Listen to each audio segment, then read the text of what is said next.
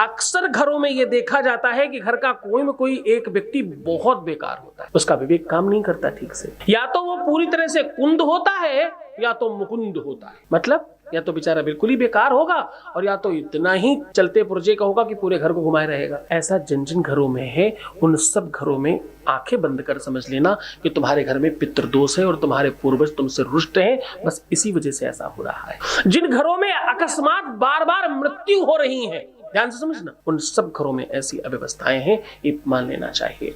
जिन घरों में अकस्मात मृत्यु हो रही हो, जिन घरों में आपदाएं बार बार आ जा रही हो, जिस घरों से संकट दूर ना जा रहे हो, जिन घर से बीमारियां समाप्त ना हो रही हो, जिनके घर में किसी भी तरह की कोई बरकत नहीं हो रही है, जिन घरों में खूब संकट और मुसीबतें बढ़ी जा रही हैं, जिनके घर में किसी भी तरह से कोई काम अच्छा नहीं हो पाता, हर व्यक्ति एक दूसरे का दुश्मन बना हुआ है, सब में सौहार्द और प्रेम की बजाय शत्रुता है, ऐसी सिचुएशन अगर बनती है, तुम्हारे घर में पितृदोष है, ये बात जान लेना।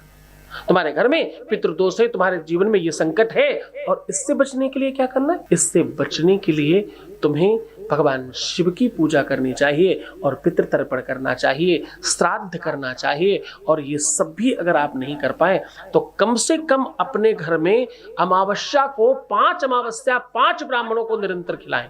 ऐसा करने से इस प्रकार के दोषों में थोड़ी कमी आती है, थोड़ा आप सहजता से जीवन निकाल पाते हैं। और अगर तुम्हें ऐसा लगता है कि तुम जानते हो कि तुम्हारे जीवन में बड़ा पितृदोष है, बड़ी दोष है, तुम्हें लगता है पूर्वज भी रुष्ट होंगे, पितृदोष भी हो सकता है, संकट बड़े हो सकते हैं, मुसीबतें बड़ी हो सकती हैं, पर तुम्हारे घर वाले नहीं मानने को तैयार हैं, तुम अकेले इस बात को जानते हो और तुम में इतना बल नहीं है कि तुम ये कर सको, तो क्या करें?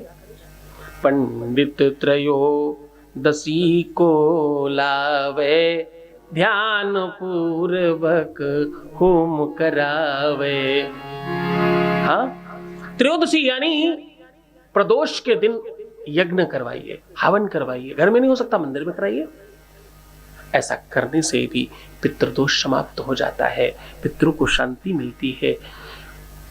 जितने भी प्रकार के सत्कर्म है ना, जितने भी प्रकार के धर्म हैं, खास तौर से शिव महापुराण का वाचन करवाने से, जिसके घर में बहुत बड़ा पितृदोष हो, जिसके घर में संकटों का अंबार हो, सब कुछ करने के बाद भी ठीक नहीं हो रहा हो, गया जी जाने के बाद भी जिसका कुछ भी ठीक नहीं हुआ है, उसे एक बार अपने घर में शिव महापुराण करानी चाहिए। कराते ही फायदा होगा। शिव महापुराण की महिमा है, बाबा का बल है ये। इस बल को, इस बात को बाबा के बल से बलशाली होकर कह रहा हूं।